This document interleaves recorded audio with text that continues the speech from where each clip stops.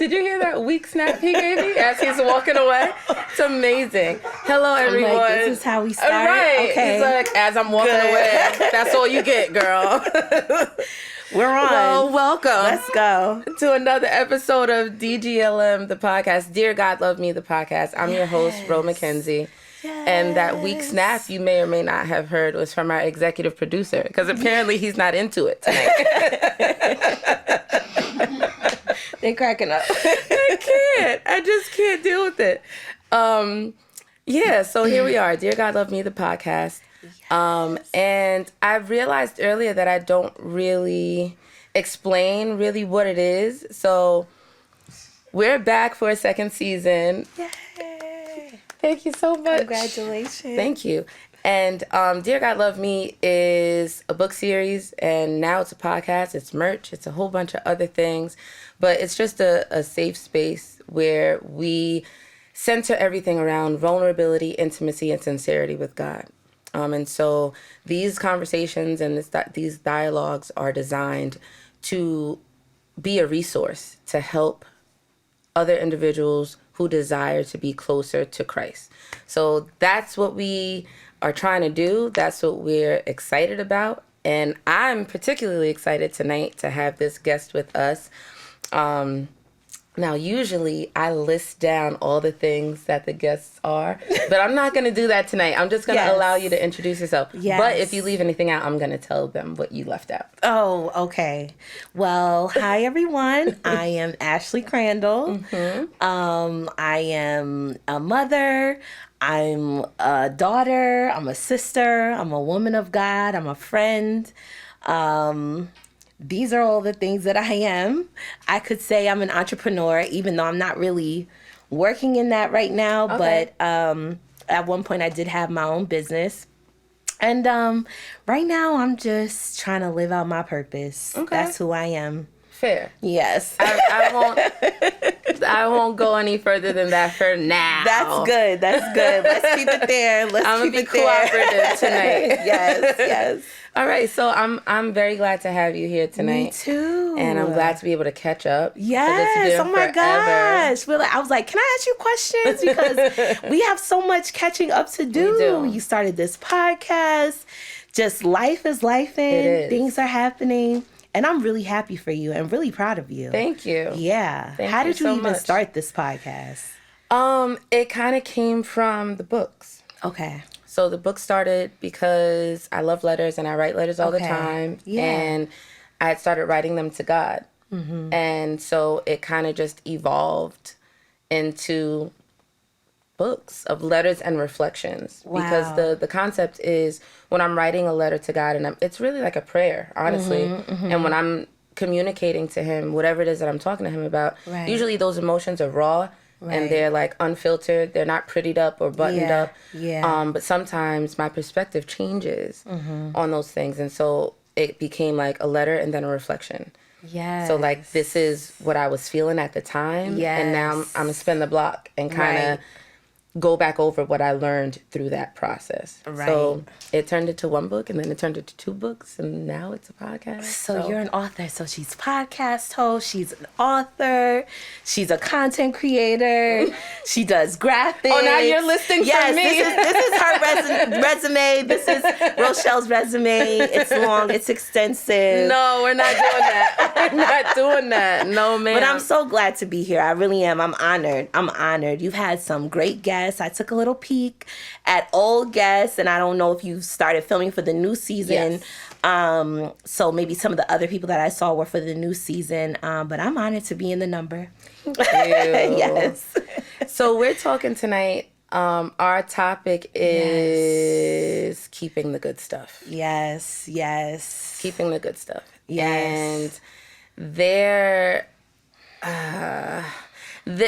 so this particular topic, I have been tussling and wrestling and all of the things with some of, my past decisions that turned into issues that I had found myself in. And now after those seasons or those situations had ended or they were over, now I'm like, okay, what do I do with all these with the stuff. Yeah. Yeah. So I'm like, how do I get rid of that and hold on to what's good? Yeah. Because I don't believe that any of us go through anything without like a purpose or a reason or something to learn from. For sure. And so you were the one who came to my mind when I was asking the Lord, who does this dialogue need to be with? And so you came to mind, and so here we are. Okay. So I do have some questions. All right. Let's get into it. Let's do it. So keeping the good stuff isn't always my challenge. But most times it's letting go of the icky stuff that came along with the good stuff. Yeah. And so what do you think is the correct way to approach getting rid of the bad stuff so that we can keep the good stuff? Oh, that's a tough question because sometimes the bad can really outweigh or overshadow the good of a scenario. And especially depending on where you are in that process, you know, when it's fresh and when it's new. Oh, God. You're devastated. Absolutely. You know, you don't really know what's good and what's bad. You just know you want help. You just know you want relief. You know, from whatever it is that you're feeling and what you're going through. So I guess I would say if you're at that point of wanting to figure out, you know, what am I holding on to or what can I keep from this season or this point in my life? Honestly, I really feel like it's a choice. It's a choice that you have to make to say, I'm going to try to reframe this scenario, you know, reframe this circumstance and say, okay, this happened. And a lot of videos have been coming up lately about things not happening to you, but happening for you. Yeah. And it's just so strange how like this is being echoed a lot, I feel, in the videos that I've come across on social media. But when you make up in your mind that something has happened for you, you know, for your purpose, for your destiny, for you to either come into alignment with what God is saying about you, then I think it's really easy to say, okay, this is what I can keep, the lessons I can keep, the decision that I can keep, and then this is what I can discard. And you just kind of stand in that. You stand in that moment. You stand in that truth. You know, no one can take the truth of your experience from you. Right. So while different versions of it may be circulating, oh Lord, yes, you know how that different versions of it may be circulating, but at the end of the day, you know the truth. God knows the truth. And as long as you're standing in that and living in it, and sometimes you can, you know, have scenarios where you have to own, you know, some of the negative parts of it. Yeah. But at the end of the day, it has all transpired for a purpose and for a reason. You know, the things that happen in our lives, like what is the reason for all of this? Right. You know, so yeah, I would definitely say you just have to make a conscious choice. I'm trying not to say I love that because I say that so much, but I really do. I love it. I do love it because what I hear you saying is that it's really about making a decision to change your perspective. Yes. Right? Because if you're reframing it, you're saying the frame that's on here, it's split, it's giving me splinters, it feels bad, it looks terrible, it doesn't go with anything that's in the setting of my life right now. So let me reframe it. Let me change my perspective. Right. And then from there, it gives you a good starting point. And that's what I've had to do so many times. And I feel like now more so in my adult life, it's just kind of like reclaiming my power. Yeah. Like, I have to know and stand in the power that I know that I have. Mm-hmm. You know, if I'm going to pray about this scenario, I'm not going to get up from my knees and then go back to wallowing about it. Right. No, I'm going to stand in the power and the authority that I've been able to gain through this prayer, through this time with God. The Bible says refreshing times come from being in his presence. Yeah. So we can be refreshed. We can, you know, figure out the good stuff to keep by being in the presence of God. Yeah. Rehearsing his promises that are in the word. Mm-hmm. So, I mean, it's all important and it's all relative. And keeping the good stuff, that's a choice. Yeah. That's super dope. No, what you said is super dope because it's like, I have all these thoughts going through my head now because if that refreshing and standing in the power that you know that you have, that you gain from being in his presence. Yes. Right? Because the Bible talks about his promises being our armor and our protection. So I need armor and protection from the thoughts that would try to come back and say, look, you need to be sad about that. Right. Oh my gosh. Be shameful about because that. Because it's so easy to rehearse it. It's easier to rehearse. It really is. Because why is my name Ruminator? Rochelle Ruminating Mackenzie. But it's why? So easy to rehearse it. And it's like, you're wondering, well, if I would have done this, then maybe it would have turned out this way. And, you know, you're questioning and going back and forth about things you could have done different. And it's like, at the end of the day, you have to understand nothing that has happened in your life is lost on our God. Mm-hmm. You know, he knew before you were born. He knew before you were even conceived. The circumstance and the situation you would be in right now. Right. So you've got to stand in that truth and know that, okay, if this has happened, then there's going to be something else on the other side. Something else. And you got to get to it. Yeah. You got to get to it. You got to. You don't got a choice.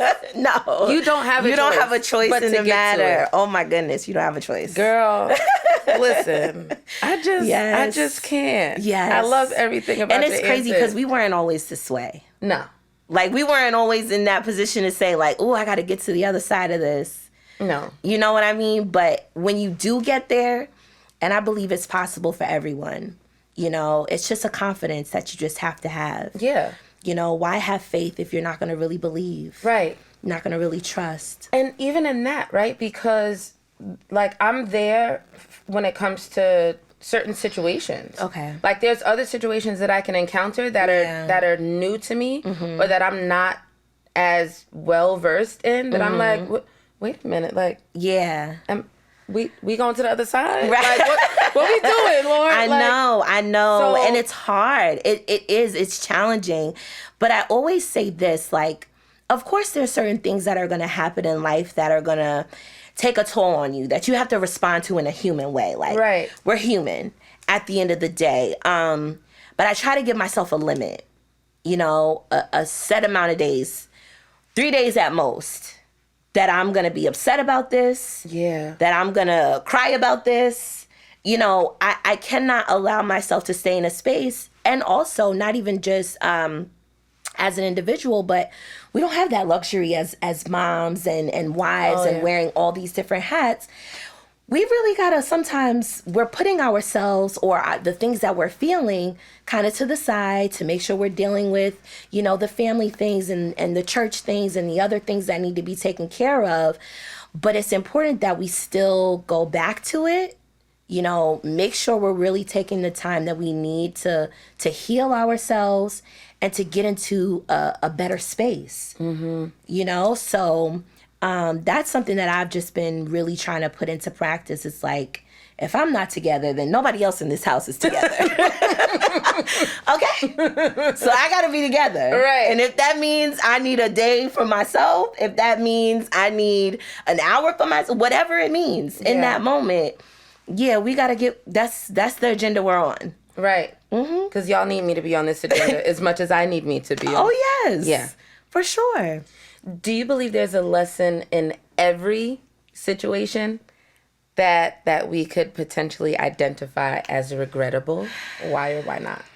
I will say this, and there really aren't many scenarios in my life that I have like actually said out loud, I regret this. Yeah. Or regret, you know, this decision or what have you.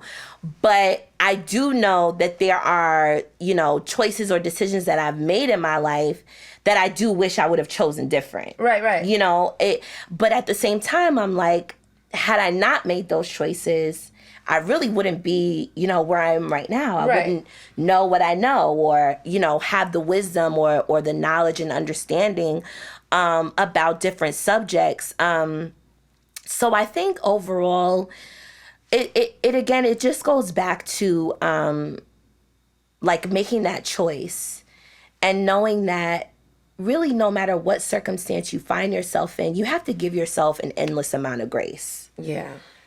Like, We struggle with that sometimes. Who you were in your 20s is not who you are right now. Not. So it's like, no. The choices and decisions that I made when I was 21, like, I would never do most of those things now. Right. You know what I mean? But it's just like, I got to give 21-year-old Ashley grace. Yeah. And say she knew what she knew then. And she made the decision that she made at that point in her life. Right. And so now, you know, later on, and even as we grow on and get older, it's like, I'm giving myself grace. Yeah. Because I'm doing the best I can. Facts. I'm doing the best I can with what I got. Exactly. Like, I'm doing the best I can. Yeah. So that's just it. So there is always a lesson. Yes. Yes. Always. Always. There's something that we can take away from every situation and every scenario. And I never thought I would be this person because I grew up spiritual household, like serving the Lord was absolute, like you're going to church every Sunday and on Wednesday, like that's it. And I never thought that I would always think that everything is spiritual, but it is. There are so many things, forces, every day that are coming against your destiny, coming against the plan of God for your life. And that's what I mean when I say give yourself grace, because like we said, who we were in the earlier years is not who we are now. But at the same time, you're experiencing what you are because you've been graced to handle it. Yeah. You're at this point in your life doing whatever it is that you're doing because God knows you can handle this. Right. Whatever hardship it is. Right. Whatever trial it is. So when you're talking about the things that you've never experienced before, and you're thinking about, God, am I really getting on the other side of this? Yeah. You are. Yeah. Because you're equipped. Right. You're ready. You can handle this. Right. And that's how we have to meet the challenges, especially when we come into like, when we are more mature in age, but definitely when we're more mature in our faith. We have to understand that whatever it is that we're facing, God has equipped us for it. Yeah. That's real. Yeah. That's real. I need like to put Post-its everywhere like Mary Jane. I'm telling you, let them Post-its speak you are to you. equipped. You are. You're equipped. That's so good. Yeah. I didn't think so. I was just like, Lord, okay. I was doing the same thing. I'm like, okay, God, what is going on right now? Right. Like, what is happening? Right. And it's like, no, Ashley, you can handle this. You can get through this. That's so important to remind ourselves of that. Because I don't have an issue believing that other people are equipped. Right. That's never an issue for me. Yes. What you mean? Right. Scared to We could say that all day to other people. all day. But when it comes to us, when it comes to me, I'm like, wait, so you want me to do what you say? No. Okay, so make that side dry and make the other one. Okay, now make this one and then make the other one like. But just like you got through the last thing. Yeah. And the thing before that. Yeah. You'll get through this. Gotta believe that. Yes. Again, like, I'm left with no choice. No choice. Okay, so how you did mention earlier about like once I pray about this situation, yeah, I'm not gonna get up from my knees and go wallow in it. Yeah. How do you approach ministering to people who perpetually make that decision to walk away from the prayer line and continue to wallow, to walk away from the empowering conversation and wallow, to walk away from the presence of God and be committed to wallowing and holding on to, not even acknowledging that there's good stuff in this, but oh, this is what I did. Oh, I messed up. Oh, I'm not good enough. How do you approach ministering to that person? Oh, that's challenging. It's challenging. I mean, sometimes if it's like a prolonged conversation and they're just, set and feeling this way about it, I will probably say that I'm not the person to, really help or try to aid or assist you in this matter, because ultimately, if you have to have a made up mind. Yeah. Yeah. Like, we got to decide, like, what is decision day? When is decision day? Like, are we near decision day?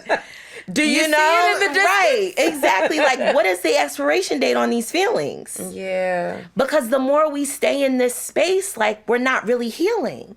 So then I can't really lend anything more to the conversation, because you're just kind of in a space where you want this to remain. You want it to remain. Yeah. So if you haven't made a choice that you want to move forward, you know, and figure out how to do that, then the best I can do is pray for you. Yeah. You know, like, that's really it. Yeah. You know? Yeah, that's heavy, because I think we all kind of have known or maybe met. Mm-hmm. And I always get to the point in my mind where I'm like, Lord, can I slap him one good time? I know, maybe right? that'll help. Because, like, I see so much more for you than you're even willing to acknowledge is there. Yeah. And it's like, I can't want something for someone more than they do. Right. But it's hard to reconcile. Yeah, it is. It's challenging. But I think that a person that has a made up mind. Get somebody else to do it. A person that has a made up mind is like, you'll know when that person is pliable and really ready, you know? Yeah. Otherwise, yeah. And that's spiritual too, right? Yes, it is. Yeah. You got to call the mothers and the elders. Right. I'm not. Call for the elders of the church, because I'm not the one. That's not. Yeah. Get somebody else to do it. Right. Exactly. This time. I'm going to still pray, but get somebody else to do it. So those poor decisions, right? Yeah. The regrettable ones, the ones where it's like, if I could play back my life on a reel, like, Lord, gosh. can we cut that section Lord. out? Can we, like, clip it and throw that part away? Yeah. Like, when we're making those decisions, right? I think he forgives us for those decisions before or after we make them. When you're talking about, you know, did God forgive us before or after? I think it's more so just understanding that your goal is to remain in right standing with God, like, regardless of whatever, you know what I mean? Whatever it is, the scenario that has taken place. And I think that we do have to be more conscious, you know, of that factor and the need to ask for forgiveness. Yeah. When we've done certain things or wrong in general, that's really important, because I don't think that's something our generation really does. You know, so I feel like we're more so, and I say we very loosely, I feel like it's more so like the God knows my heart generation. Yes. Like, he does. And it's ugly. So you need to ask him to, like, forgive you for it. I mean, this is a daily practice. Like, we have to die to ourselves daily. Yeah. You know? And that just goes back to, like, foundational discipleship. Like, we've got to lose our life to get our life. Yeah, we do. So when you say lose your life, it's like, okay, well, are you talking about, like, actual death? Are you talking about losing a job, losing a house, losing a spouse? Like, what are you talking about? And it's like, it's all encompassing. Losing our agenda, losing our plan in order to follow God's plan for us. So, I mean, we've got to stay in right standing. And in order to do that, that calls for repentance. Yeah, for sure. Regular repentance every day. I mean, I know. Like I need to just pause and repent right now. Listen, girl, we could say the sinner's prayer with you, you know? Because we all need it. These words. We all need it. We all need it. Yeah, I was just having that conversation earlier today. Yes. With someone. I'm like, it's crazy to me how sometimes we can get so caught up in trying to impress one another and perform for one another Like there's so many performative relationships and friendships and connections. Right. And I'm just like, I'm not going to do that because you just as raggedy as I am. Like, what do I look like trying to perform for some? Yeah. We both should be taking each other arm in arm and figuring out how we can get right with God. Right. So we can repent together, but I'm not going to jump through hoops and do backflips. Yeah, no, we're not doing that. I'm not, like, why? Right. Why would I ever? Yeah, no. But I have in the past. And thinking that I had to live up to man's standard and forgetting completely that I have a God to glorify. Yeah. So I can't, as much as I respect and revere those who are in place, I love a good structure, child. I love protocol and things being in order and decent and all of that. But not to the point where I'm elevating you above who I know God is. Yeah. So, but yeah, we all out here raggedy. So Yes, we need him every day. every single day. And I'm grateful. I'm grateful to have him. Girl. I'm grateful to have him because if I didn't, life would be a lot different. Yeah, for sure. It would be a lot different. For sure. Well, this was fun. Yes, it was. We have to do it again. I was so nervous. I don't know why. I was so nervous. You're great. I'm not gonna tell on the host. The way I could. Don't tell on I'm me. not gonna tell on the host Because I really tried. I tried so hard, but things have been like one after the other. No, and I'm like, and I get it. I made a promise to her 2 days ago. I get it. But I said, okay, we're gonna go in here and we're gonna do this thing. And this was awesome. And you survived. This is a beautiful setup. I love it.